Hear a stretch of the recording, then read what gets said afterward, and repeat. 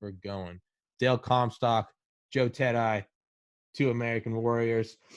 Dale Comstock, Delta Force, Joe Tedeye, Dual Survival, Discovery Channel. So I got a bunch of questions from you guys from our Reddit Q&A. And the first one is obviously the touchiest one, just because of what can and can't be said. But yeah, someone commented that, hey, they've seen pictures of Joe in Tiger Stripe BDUs with an H&K 416, and they said that's not run-of-the-mill armament. They said only a couple, 2 tier 1 places can afford that, and 1 3-letter agency. And they wanted me to ask you about that. And I'm pretty sure I can ask you about that.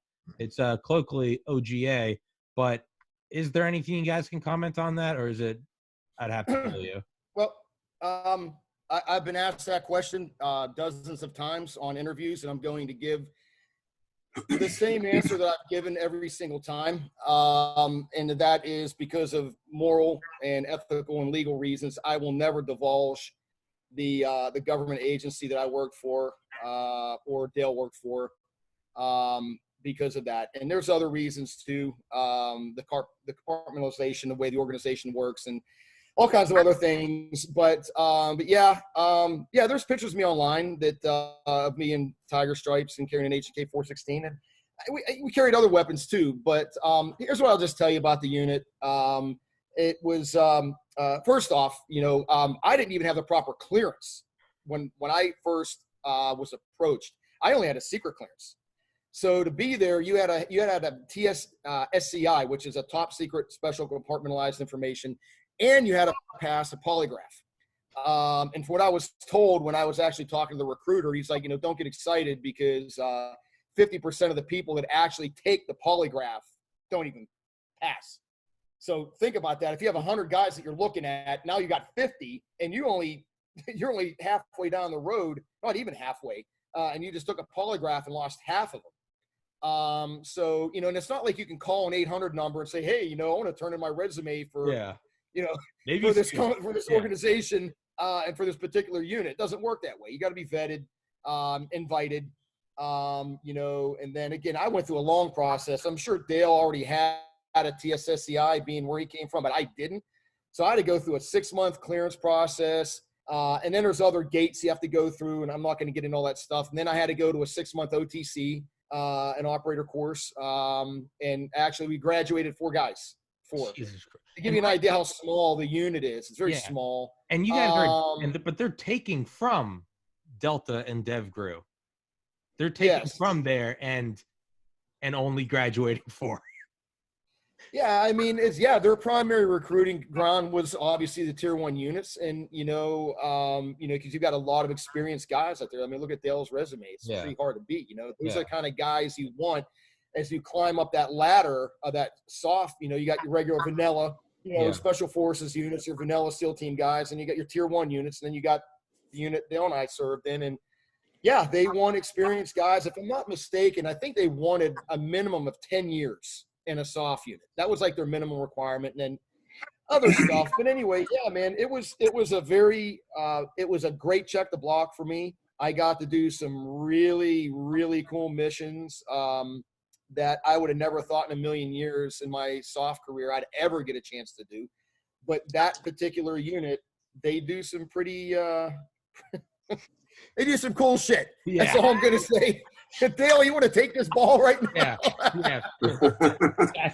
Thanks, bro. Is that a lateral pass? Yeah. I'm fouling out, brother. I'm handing it off.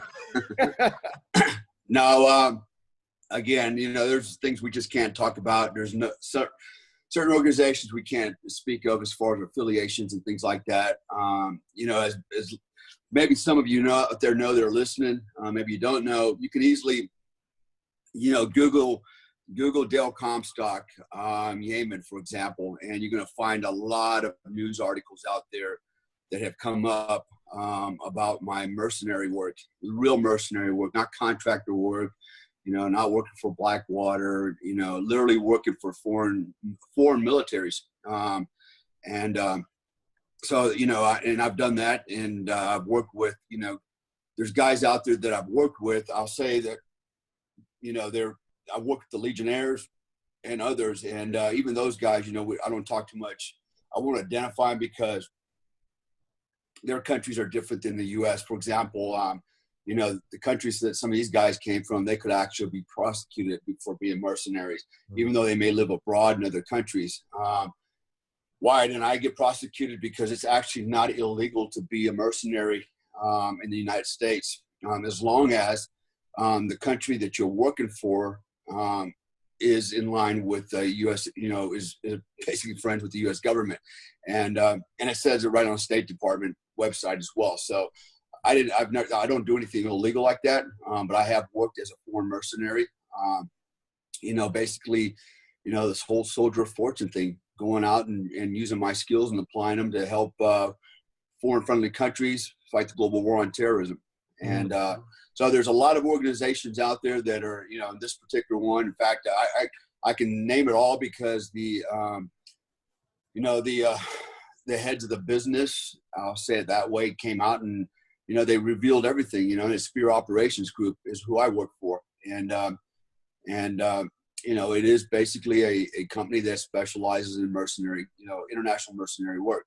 So there's a lot of organizations out there. You know, when we talk about, you know, OGA, you know, some people call it other government agency, Office of Government Affairs, right? Yeah. So everybody's got, you know, has got a, you know, an acronym that's, you know, a prop, if you will, that they put out front, and they keep the real business behind it. So, you know, and we're not here to, you know, obviously we're not here to reveal secrets or do anything. And there's actually a reason why, besides, you know, for security, that we don't talk about, you know, who we work for, because one, we don't want to go to jail. Two, we don't want to be targeted. And that's a very real thing. The group I was working with for a while, we actually had a couple of guys targeted here in the U.S. In fact, I won't name the base or the person, but the guy was actually shot. All right, shot by, you know, I'll just say what looked like Middle Eastern men on a military base at one day, and got shot in the stomach, in fact. So, you know, there's a lot more to these stories, but you know, the threat is real, and you know, I can't hide. Everybody knows who I am. Everybody knows about my exploits, and unfortunately, when I travel around the world, you know, a lot of people recognize me for who I am. I literally had, you know, Indonesians pull up in Jakarta and roll down the window and go, "Hey, are you the American badass?" Man, I was like, "Oh, depends. Are we friends or are we enemies?" You know. Yeah, and so, exactly. You know, and actually, I became very good friends with this guy, this one particular guy, who introduced me to other people. But you know, you just never know. I also know that there's many ISIS, you know, fighters that have come back to Indonesia that are actually harassing one of my friends over there, and they also know that he's associated with me. And, you know, through his intelligence, you know, his network, you know, I'm aware of this potential threat out there. So, you know, the threat is real. And guys like Joe and I have to always be, you know, be ready. And, you know, I'll be honest with you, I don't go anywhere without a firearm. I mean, I'm always switched on because, you know, the threat really is here. It's here as well. I already know that. It's not just a foreign threat on our country, in our soil. You know, it's actually a domestic threat as well. There are nutcases out there. I think we talked about this last time. Yeah. One individual that, not that I'm afraid of him, you know, but there are nutcases. I've been threatened by people. I've had people threaten to come to my home and shoot me. I don't even know who the hell they are, you know, and I take those threats very real. You know, that I hear those threats. I mean, get those threats through social media. So, you know, it's a big deal. And that's why we have to kind of, you know, be careful who we associate with, who we were associated with in the past. Unfortunately, you know, when you're in a position that I'm in and Joe's in, you know, we can't hide from that. We just have to be prepared. That's all we can do. You know, we can't, you know, we can't run from it. So, yep. Yeah. Jesus Christ. Yeah.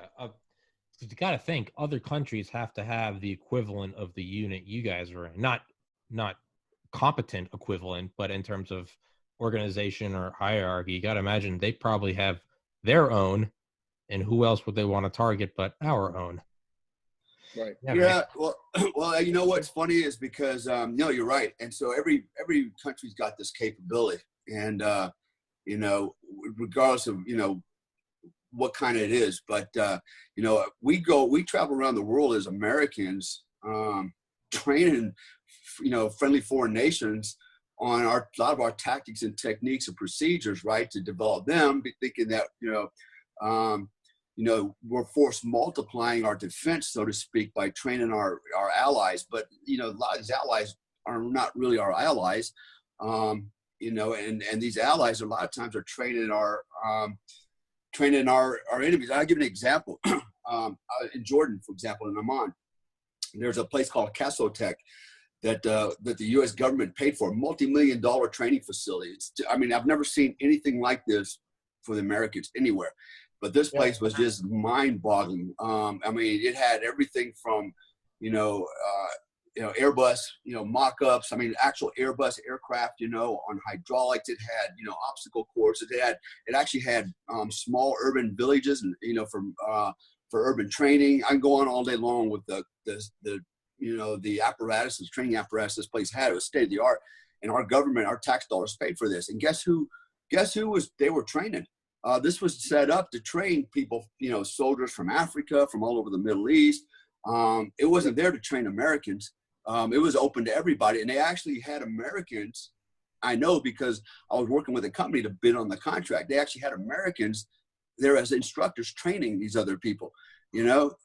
And so, you know, now, do you think that every guy that went through that training at that facility under the auspices of, you know, the American government and our training, we're going to train you because, you know, we're friends. You think all those really are friends? How many of those people took that training and then trained somebody that, you know, was our enemies? So, you know, this is the world we live in. I've been there. I've been to some badass training sites. I've been there. It's basically a King Abdullah Special Operations Training Center, Casodic, and it's in this crazy looking valley. You can actually, if I'm not mistaken, I think they even have a website. But it is, like Dale was saying, it's probably got the baddest ass mount site that I've ever seen in my life. But yeah, Dale's right. It's, you know, it's sad that you've got this multi-$100 million facility that, you know, that people that may not be friendly to the United States is actually training on. It's scary because it can train you to a very high level. You know, if you've got the money and the facilities, you can pretty much train anybody to do anything if they've got the will, physical ability. You know, you throw money at it, you know, just like the people used to work for. They had an unlimited budget. Dude, I went through a surveillance, counter-surveillance course. It was a month long, and there was 5 of us left in the class. We graduated 4, but there was 5 at that time. And we were told there were 40 role players for 5 of us. You see what I mean? So when you have that kind of money, Jesus, you can train to a very high level. But yeah, that place is insane. I've been to it once. And matter of fact, when I was there, they were still building it. They were still putting it together. But Google it. You just look at it, you'd be like, geez, crazy. Crazy. Yeah. Anyway. The American government spends a lot of money on, you know, our allies. And, you know, I don't necessarily agree with all that. I'm kind of on the mindset of Donald Trump, man. We should be taking care of our own, putting the money into our military, our training facilities, our people, and stop, you know, doling out all this money, this tax dollars to all these organizations and all these countries that really are not our friends. And, you know, and so, and at the end of the day, man, it's guys like, you know, us, Joe and I, and my son and others that got to go out there and fight these wars, which, you know, I'm starting to really question, you know, I always kind of have, but even more so now, it's like, you know, it's all a bunch of crap. It's all politically motivated. Somebody's making money off of this stuff, and good lives are being lost for no reason. Now, I'll use the war in Afghanistan, for example. That war should have been over 3 months after it started, but no. You know, everybody wanted to pussyfoot around. Everybody had their hand in the dike trying to make some money. You know, and then you add in the fact that the Americans, you know, they don't have the resolve to fight a war like it needs to be fought. You know, just like Vietnam. You know, we sit here and a lot of lives are lost for what? You know, Mogadishu, that's a great one. You know, everybody's familiar with Black Hawk Down. You know, think about that for a minute. All right, we lost quite a few men. Not as many as the bad guys, but we lost, you know, if we lose one American, we lost one too many. 18 fatalities. And we had a lot of injuries, a lot of wounded. And, you know, so a lot of men died. So at the end of the day, you know, at the time, our illustrious president, Bill Clinton, decided, oh, I got a bloody nose. We're going to pull out. We're not going to finish what we started. Right. And so to me, that was the biggest disappointment was, you know, as a commander in chief, when you deploy your military to fight, all right, and you give them a mission and an objective, all right, the soldier on the ground, that's his mission, man. He is going to execute his mission if it kills him, right? That's what we're supposed to do, duty, right? And so we expect that from our commander in chief. Well, guess what? That didn't happen. You know, we got in a skirmish, how you want to call it. We got a major battle, and you know, and we did kick ass, real ass. Yeah, we took casualties, but we still prevailed. But because of the, you know, the perception and the public outcry, you know, you know, I'll go ahead and call him our president, you know, decided, oh, we're going to tuck tail and run. And so all my, you know, I had 5 friends over there, personal friends in the uniform with me that are dead. And I'm like, okay, those guys are dead for what? What did they die for? Not a damn thing. Yeah. Not a damn thing, because our commander in chief did not complete the mission that he expects us to complete, right? So, you know, I hold these commanders and this, you know, the president at the same level of standard as he would hold us to. If you're going to call yourself my commander in chief, my God, you better see this thing through. If you're going to send me out there to fight, you better be behind me 100% to the bitter end. Don't send me out there, my friends out there, and let some of us get killed and get wounded and maimed just to change your mind. That's bullshit. And so, you know, things like that kind of give me a lot of pause. But, you know, so I'm looking, you know, so, you know, you sent some questions earlier, that people had. And I'm looking at one right here that it says here, do you see SF work as a decent career path, special forces, right? And so, you know, so with what I just said a minute ago, it may make a lot of people think, man, why would I even want to go into the military when I'm just cannon fodder? Okay, I'm just a pawn, man.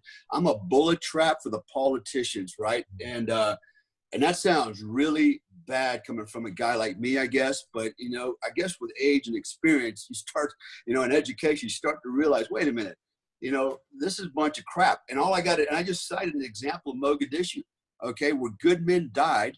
Families are going to go without their, you know, their husbands and their fathers because the president of the United States, and I'm talking about Trump, I'm talking about Clinton, didn't have the balls, all right, to finish what he started.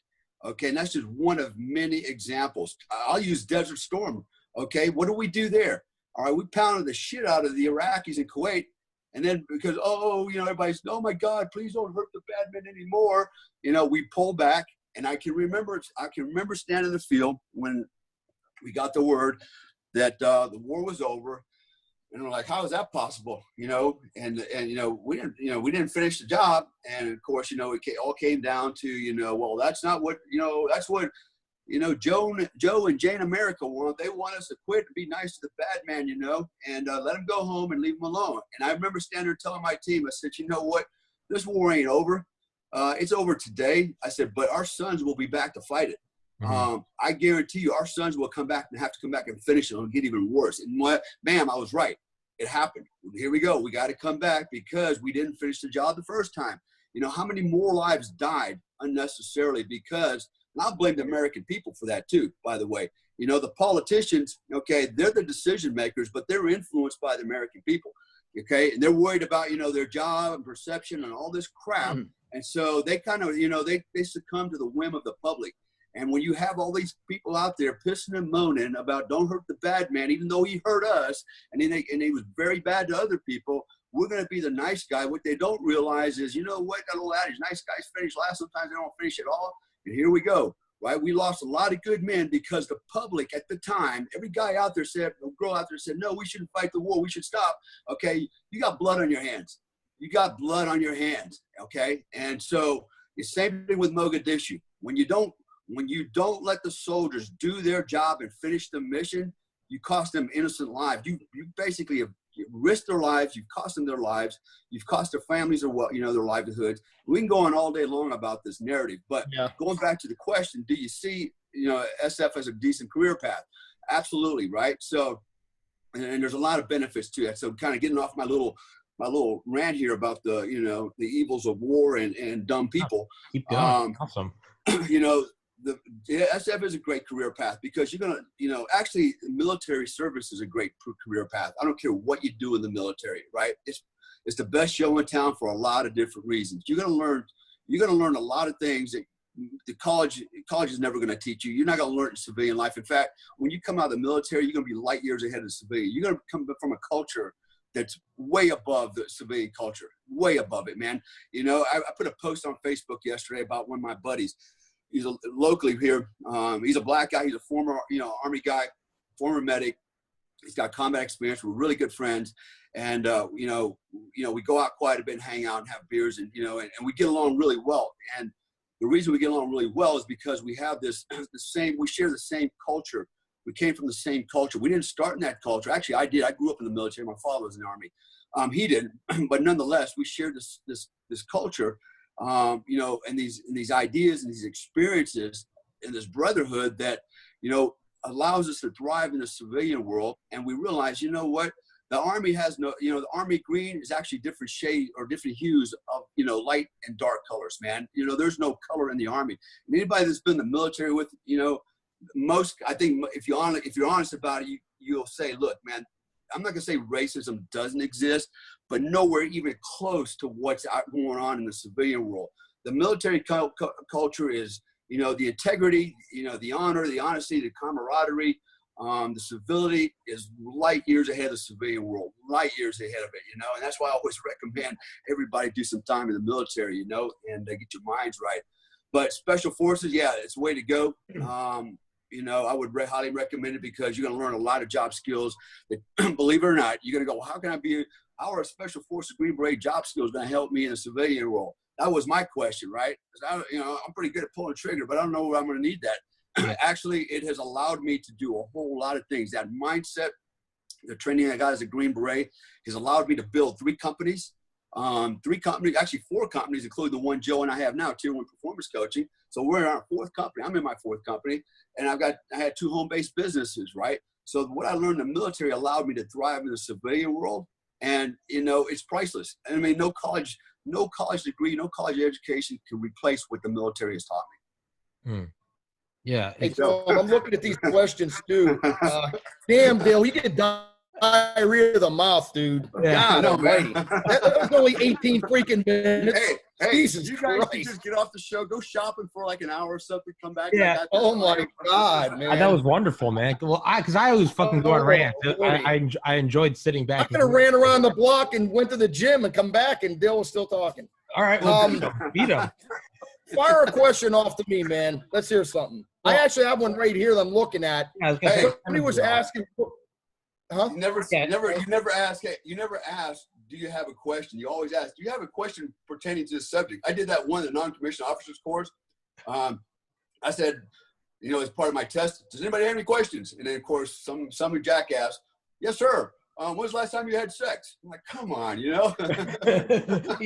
clarify that. So one of the questions, Tom, one of the questions I was looking at here was what is the hardest physical training, military training I've ever been through? And so that's an easy one. I've been to like 30 schools, 30 formal military schools, and by far the hardest was ARS, Amphib Recon School.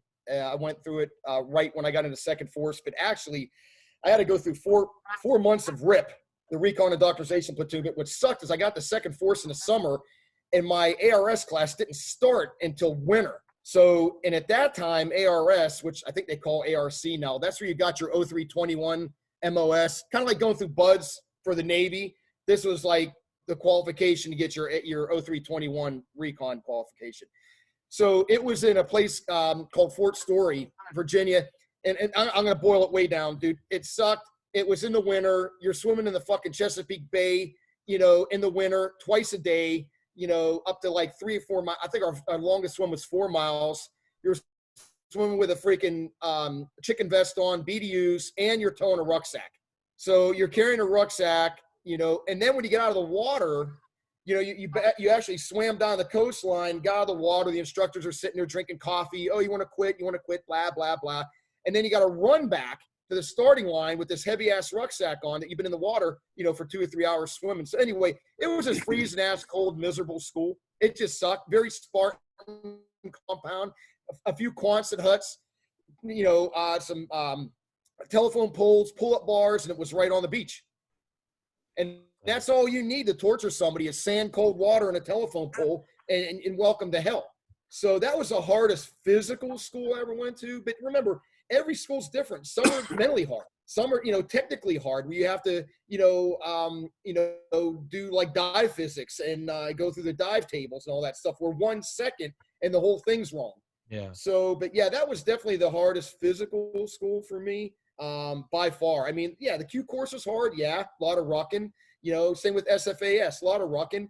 But ARS was rucking and swimming. It was a long school, and it was the winter class, and it sucked. I mean, I think it was like in '83 when I graduated. I think we started with, Jesus, man, like 77 guys, something like that. And I think we graduated 13. Jesus Christ. And these are all guys that went through, you know, came from 2nd Recon Battalion and 2nd Force and already went through RIP to prepare you to go to ARS. So anyway, yeah, that was that. Sucked. Wouldn't do it again for $1 million. Thank you. Hey, there's a question on here about what was the bond with the respective teams. I just had this conversation yesterday with someone. You know, our team, when you're on a team, it's like that's your family, man. It's like you're a team of brothers. I mean, you think about this, man. You're going to spend your entire day with the same guys, training, you know, doing a lot of cool and hard stuff, you know, and then you're going to go down range. You're going to be spending months, years together, living down range, you know, wherever it may be. And you tend to get very close to your team, more so than your family, because you actually spend more time with them than your family, you know. So, you know, going back to the earlier question about, you know, special forces is a good career path. I'll warn you on this one. You know, if you want to be in special forces, more power to you. You know, we need more SF guys, but understand one thing: you're probably going to get divorced, and you're probably going to be more than once if you keep going back to the well and getting remarried, right? So I've been married several times. All right, I'm embarrassed to say that, but I have been married several times, and people ask me, "Comstock, why do you keep getting married?" And I thought, yeah, why do I keep hearing it? Because I'm not a damn quitter, right? Yeah. No, but that's something to think about, you know. And here's another one I want to address real quick. This is kind of one of my pet peeves. What is our opinion on women in SF and SOF, Special Operations Forces? Ooh, man. I was on the show with Alan West to address that one time when this ugly thing started rearing its head. Let me say this. Okay, there's different parts of special operations, right? So I don't have a problem with women in certain roles in special operations, no problem. But I'm completely 100% opposed to women being on a team as an operator and as an assaulter. Okay, I just completely against it, right? So, and here's why. In my experience, actual experience with women, actually training women for this role, I have yet to find one that has the physicality. All right, the endurance, the mindset, okay, to actually do the job. And so everybody wants to fight the last war, right? Because they're riding around in vehicles, they're getting a tick, and everybody's getting out fighting, even the girls, because they don't have a choice, right? It's either fight or die. And so they always want to fight the last war. Go, oh, well, you know, look at this. They're getting in firefights. Why can't it be special forces? Because special forces, man, special operations, if you're going to be an operator, man, a trigger puller, okay, you've got to be in super damn good shape. Okay, and no lie, everybody knows it, man. The average rucksack for the average operator is probably anywhere from 80 to 100 pounds. Not include your load-bearing equipment, your weapons, and whatever you have to hump every day. Okay, and men and women are not equal. Okay, newsflash, we are not equal. Because if we were equal, all right, then women would be fighting, you know, in the boxing ring with men, MMA with the men. They would be doing everything a man can do, but physically we are different. In fact, I'll go so far to say is emotionally we are different, okay? They're like, oh, well, they can handle more pain than men because they have babies. You know what? That's kind of a stupid, because let me try to have a baby. I'll tell you who's better, right? I can't have a baby because physically it's impossible, okay? So, but I can tell you with my experience, over 35 years of hardcore combat experience, okay, jungle warfare, desert warfare, you name it, right? In some of the most extreme conditions for long periods of time, weeks and months. Okay, it's just not going to fly. I have seen what happens when you integrate men and women. It always turns out the same. And here's my example. One of my examples. Going to Desert Storm, we had to stop off in Spain on the way to Iraq, and we had to stay in a hangar, and it was a holdover place, and there was one area sectioned off. Okay, and had a bunch of cots, and had about 45 women over there. Guess what? Every one of them was pregnant on the way back to the U.S. All right, and now think about that for a second. How does that work out? And oh, wait a minute, what? You're having sex while you're downrange? Maybe you should be keeping your legs closed and thinking about your job. No, maybe it was a ticket to get out of there, right? There was a lot of that going on. There was a lot of prostitution going on out there, you know. And I've been in base camps where, you know, I've literally had women come on to me and, you know, try to tip me down that road. And boys will be boys and girls will be girls. And ultimately what ends up happening is, imagine this. Let me just paint a picture. You're in the jungle somewhere. All right. It could be a training event. It could be real combat, right? South America, for example, and you're out in the bush for 2, 3, 4 weeks at a time, right? Only resupply you might be getting is from a helicopter drop or digging up a cache or something. But everything you're living off of, you're carrying off your back. Let me tell you, anybody's ever been to the jungle, after day one, you're sweating like a pig. Okay, you're getting crotch rot, you're getting rashes, you know, you're not taking a bath, you're not going to get a shower, you're rolling around in mud, getting bitten by bugs, you're up all day, all night, you're tired, and guess what? When the team stops in a defensive perimeter, usually, especially a small special operations team, what do? We go back to back on our rucksacks, facing outward. It's a tight perimeter. And then when you got to go take a shit, you're not going to go wander off in the jungle and go take your dump with a roll of toilet paper and a shovel. Hey, I'll be back, guys. Nope. You're going to do it right there in the middle of the perimeter into a plastic bag.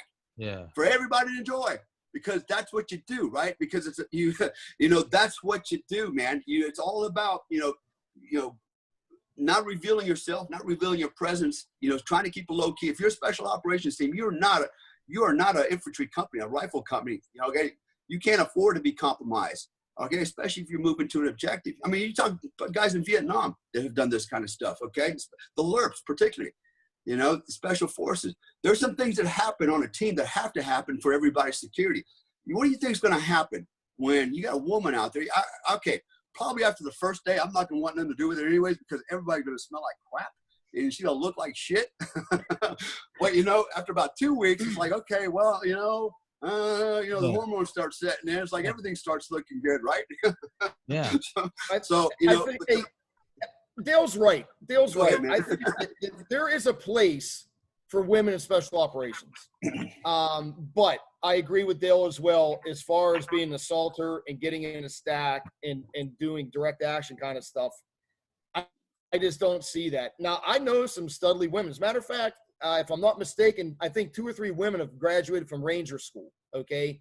I don't know if the standards were lowered. I've talked to some people that were in the know, and they said they were. I don't know. I wasn't there.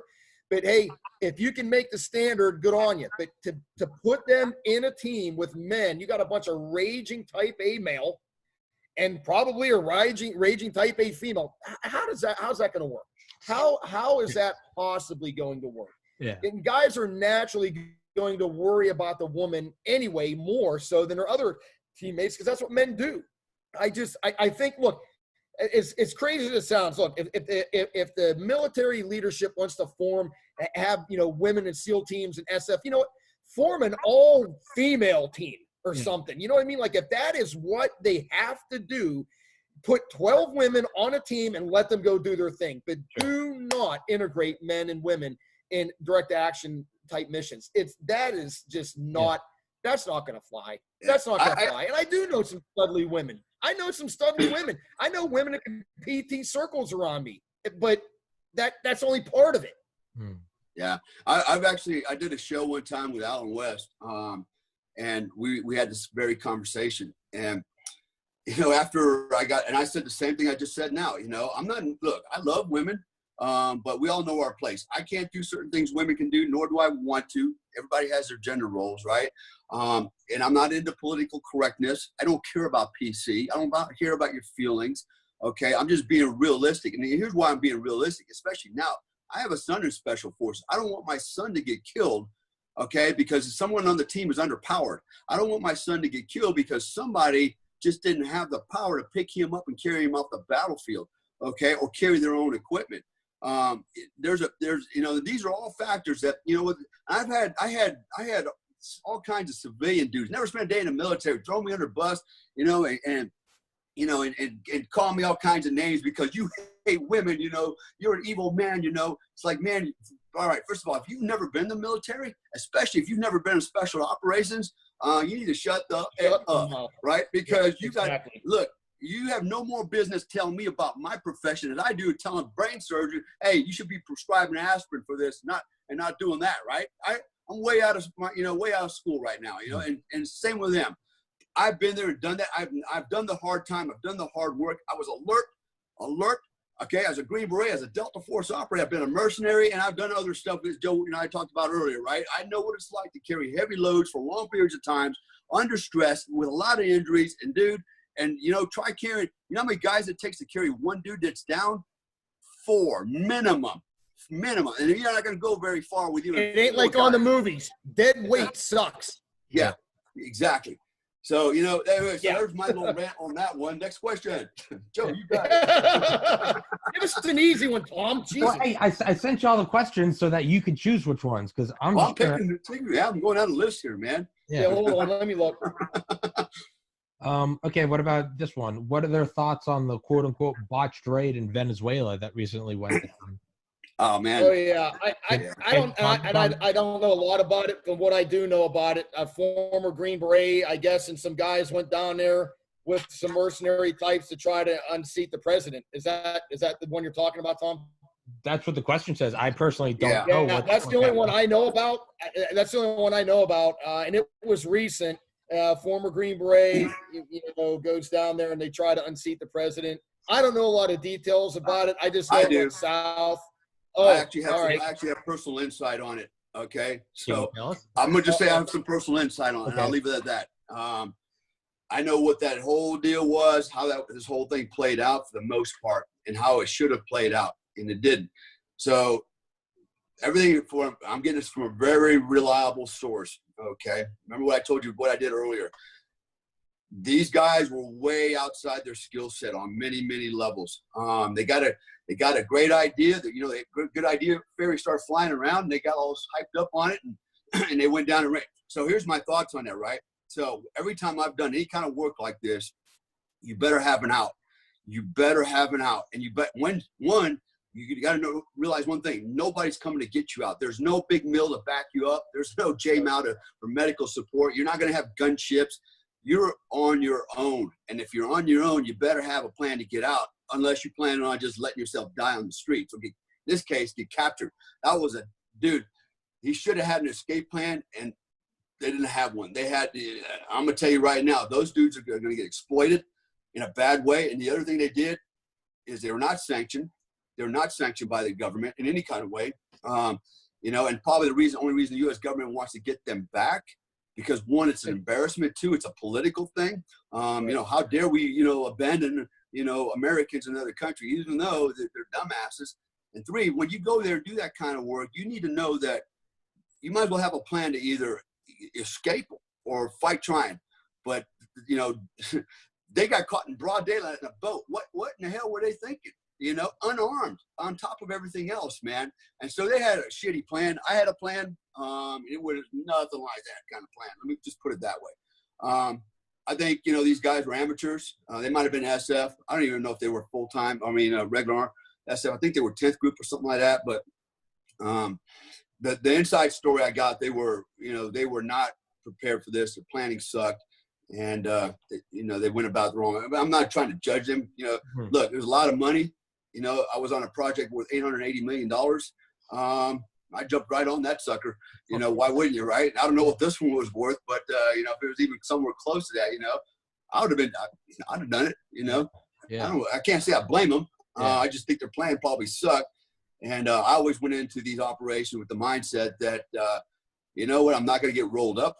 I get rolled up, it's going to probably be worse than dying on the street, man. I'd rather fight and die or try to escape before I get captured. If they're going to capture me, I'm going to take myself out. It's not going to happen. So, yeah. Anyway, that's my, sure. yeah, it's an embarrassment to SF guys. Like, really, come on, dude, you guys are better than that, freaking, it was amateur hour, I think. But anyways, somebody was asking something about what's the worst food they ever ate downrange. I'm gonna let Joe answer that question. Joe, tell them what's the craziest food you've ever eaten. Well, I mean, I can tell you just military-wise, I actually was sent to Haiti for Operation Uphold, Maintain Democracy back then. And we had T-rats the entire time. The food on the economy was so tainted, you couldn't eat anything. It was it's one of the dirtiest, nastiest countries, poorest countries in the Western Hemisphere. We were there for 6 months, so we ate shit food. But like when I was on dual survival, dude, really, grub worms. I ate an armadillo one time. Matt caught it, and we were cooking it. I'm like, man, this thing smells good, and all the fat was dripping off it in the fire, and I was hungry as shit. And I tell you what, man, I took one bite of that damn thing, and I was like, I mean, it tasted so bad. It was the worst gamey taste I have ever had in my life. But yeah, and that's why I got permanent stomach problems right now, is because of that show. Just water and just shit food that I ate over and over and over. But yeah, I would have to say the worst meals that I had was in Haiti eating T-rats. You ever seen T-rats, Tom? No. They look like giant tuna cans. And then you have to boil water. You have to, like, this heater, you boil the water and you throw these things in it and you heat them. Then you open them up with like a John Wayne. Yeah. It's just like literally, I'm sure Dale's had them. The eggs are literally green. You open up and I'm not shitting you, dude. And it's like Jello. The eggs, it's disgusting. Dude, I'm about to gag talking about it. It's so gross. I'm nauseous hearing. Oh, Jesus. Yeah, Jesus. Here's another question. So this is kind of, I think, I like talking about this is what did those guys do in their off time, right? Yeah. So, all right. So here's the deal, right? So as a motivational coach, what I always do is encourage people to maximize their time and don't waste it on things that are non-productive, right? So people want to know, how did I get for example, my doctorate degree? I got my entire doctorate degree while overseas in Afghanistan. So if I wasn't out kicking indoors and, and going after bad guys, I wasn't in the gym and I wasn't in the mess hall grabbing some food, I was in my room studying. And I earned my doctorate degree in 17 months doing it that way. So I maximized my downtime. There's a lot of guys I still remember, in the MWR room playing video games, Doom and all the whatever else they play, right?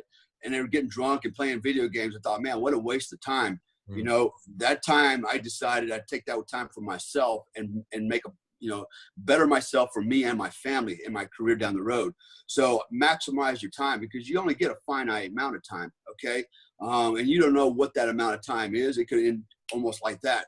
Or it can go for a very long time, but whatever it is, you need to prepare yourself and maximize your time. That doesn't mean you can't have fun and enjoy, personal time. I've done all the fun stuff I want to do and then some.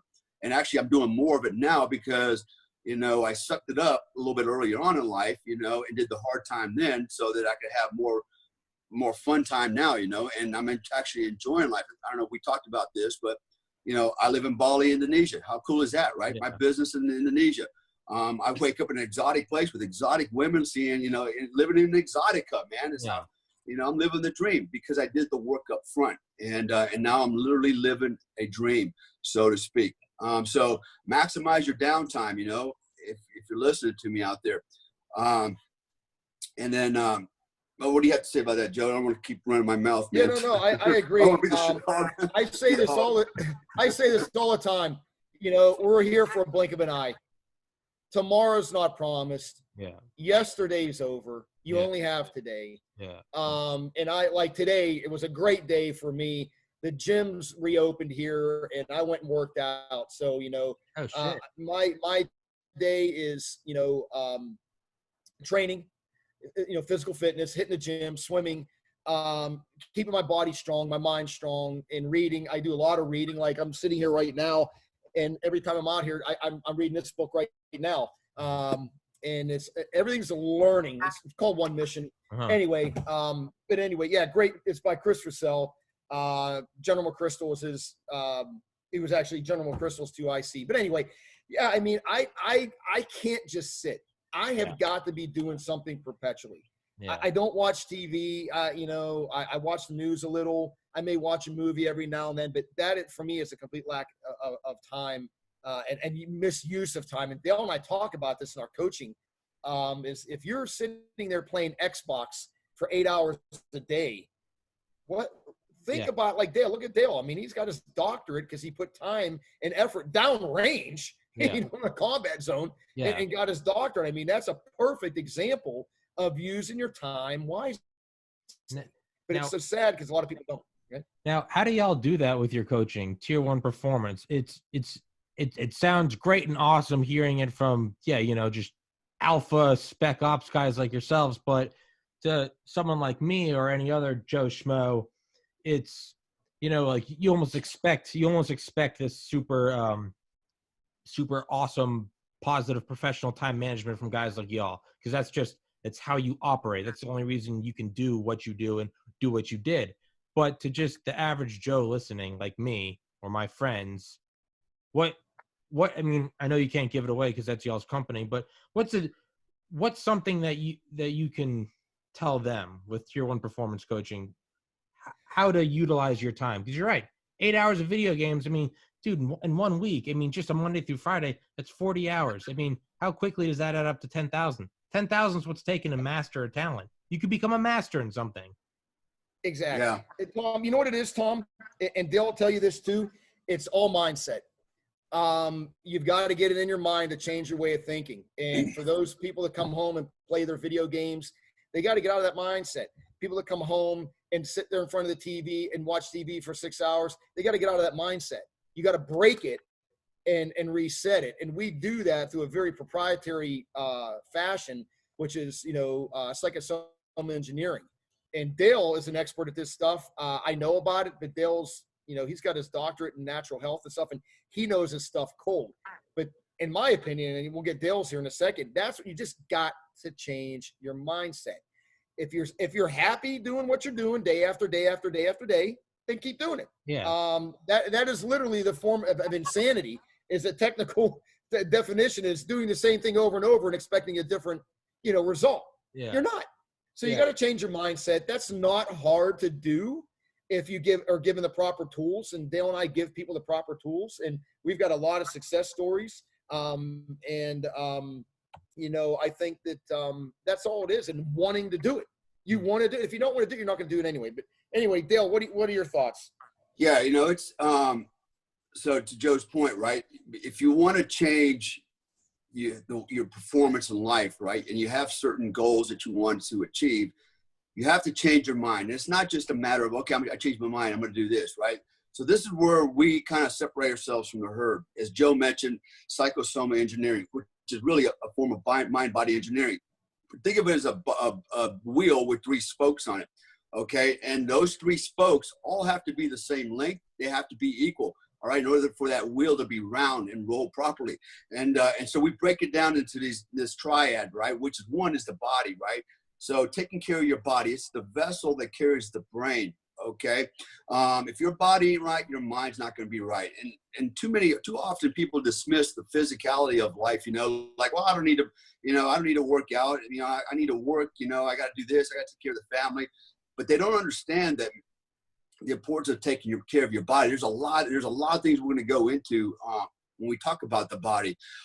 There's so much. The body systems themselves are made up of different energy points and things like that, meridians. It's energy, right? And so that takes me to the next spoke, which is mindset, right? Changing your mindset. Okay, talking about we go into self-governance, right? Changing the way you think about everything, challenging your perspectives, challenging paradigms out there, and adjusting all of that and setting yourself up for success.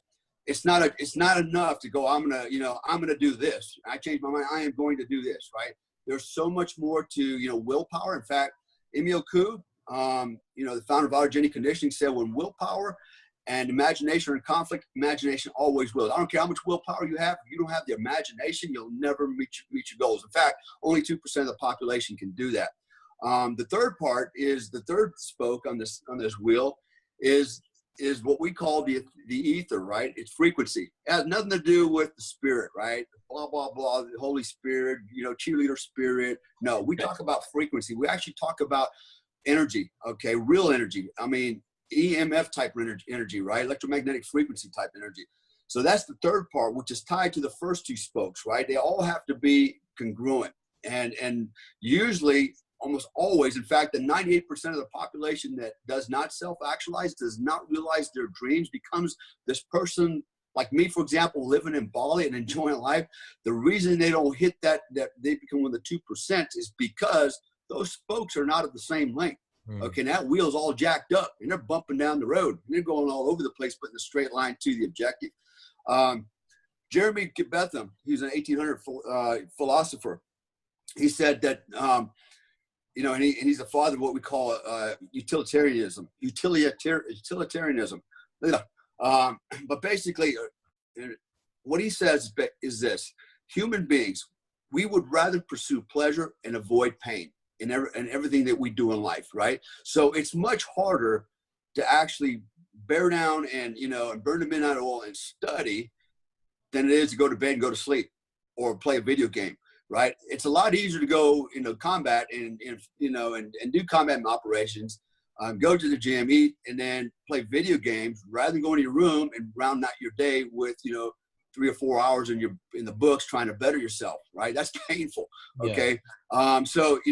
And that's the difference between those that succeed and those that fail is this particular mindset and this knowing and understanding of frequency and how to manipulate it and channelize it for success. Even Albert Einstein has said it. Okay. Success is nothing more than frequency. It's nothing more. It's not philosophy. It's nothing but frequency. It's physics, period. Yeah. Physics. Yeah. So, so that's where we are on this thing. And so what we do is through our life and our experiences, I've understood this concept since the time I was 15 years old. I figured it out on my own. Didn't even know it was a thing. And I've applied it to everything I've done in life. Joe has too. He has applied it unwittingly, not realizing that it's actually a thing that he was doing this whole time. So now that we've arrived to a place in our lives, actually I have a long time ago that, okay, this is a thing and this is what it looks like. Okay. And this is how I can use it to make myself better, to realize the dreams. And so it works. It works for me. It works for Joe. So when people ask me and Joe, how the hell did you do all these things? Right. And in fact, there's a question here said, how do we balance, work and life during our careers? Well, my whole life is my career, right? And so, and I find perfect balance. Like I said, I've got children. I'm married. I can go on all day long. I have a great place to live, and but I don't give up. I still, like right now, we're Joe and I are building another company. This is another company.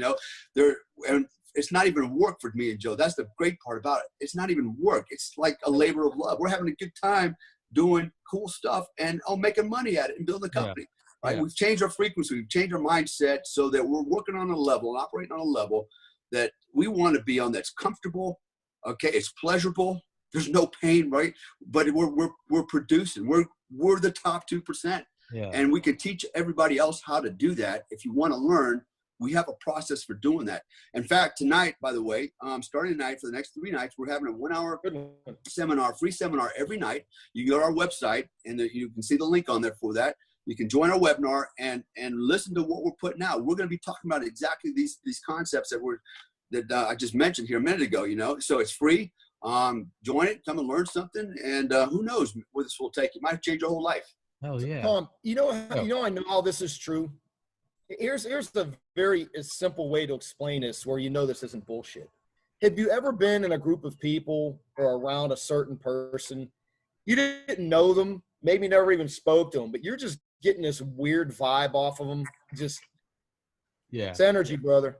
Yeah. It's energy. I got to tell you, when I started really digging into this, I cut several people out of my life that I had known for 20, 30 years. And I told these people, you got to stop with this negative bullshit. Negative, negative, negative, negative. You're affecting my life with this negative stuff. And the minute I got rid of it, it just things started happening in a positive way. So there's a very easy example, just being around someone, you just, the hair on the back of your neck stands up. You just get it's energy, dude. It's energy. They're putting off negative energy. And I'll be honest with you, like Dale said, I didn't even know what this stuff was. I didn't know it was a thing until way later in my life, way later. Yeah. And now I know it's for real because I can look back at my life and go, yep, there's an example. Yep, there's an example. Yep, there's another example. It's undeniable. Yeah. It's undeniable. Well, I'm like you. I told Dale in the last episode he and I did. Yeah, I never knew what it was. But in college, it's exactly what I did was just, balancing mind, body, and soul, and just, cutting out negative people, being positive. And, that's how I got into medical school. I got into a school where 15,000 people applied and 100 got in. Like, you don't do it by accident. No, it's not, dude. There's no such thing as coincidence and accidents. Yeah. And it's just like Dale and I were thinking of the other day, how do you explain this to people where they can understand it? And Dale actually came up with it. It's like an electric car. Perfect example. You've got the engine, a transmission, and then you've got the electricity. Well, that's the same thing. It's your mind, your body, and then the energy. You can have this cool car, this electric car with a badass engine and a badass transmission in it. But if you don't have the fuel, the energy, the electric, it ain't going nowhere. Yeah. All the cylinders have to be pumping. And I've been that person where, I was off balance, where my wheel wasn't round. It was freaking oblong. Boom, going down the road. Like, what the hell is going on here? Yeah. And once you get everything in sync and working together and all the cylinders are firing, that's when the magic actually starts to happen. And it doesn't take long. No, it really doesn't take long. And what you just said is perfect. Yeah. When it's oblong, that's exactly what life feels like. You have your ups, and then you have these just like, bam, face in the pavement. Exactly. You're like, what is that? And when it's a wheel, not only does it go smoothly, but what can you do once it's going smoothly? You can get some fucking momentum on that fucker. You can get it going. That's where you get going. And that's where you end up in Bali with your fourth company. Yeah, exactly. Joe Ted-Eye. It's 3 p.m. I said I'd only keep you for an hour. Tier 1 performance coaching. I will link your shit. It's awesome. Check it out, everyone. And guys, thank you so much for doing this. I hope nice men in black suits don't come knocking on my door. Nope. If they do, it's their fault. Deny everything. Just deny everything. Deny everything. I didn't sign anything, so I'm. And make counter accusations. Yeah. All right. Or if I disappear, I'm down in Guantanamo. So there you go, gentlemen. Thank you so much. Tom. I will link everything, and Dale, I will put that link to the seminar y'all doing for the next 3 nights in there. Yeah. It's also Tier 1, our Facebook page, Tier 1 Performance Coaching. You can go there and also click on the link. They'll ask you just to register. It's free. But then you'll get an email with all the links for the Zoom, and set you up. It's very easy. But just go to our website or our Facebook page, tier1performancecoaching.com. Hell yeah. All right, man. Gentlemen, thank you so much. Thanks, Tom. Till next time. I'll see you guys. Joe, Dale. Sure. Peace. Out.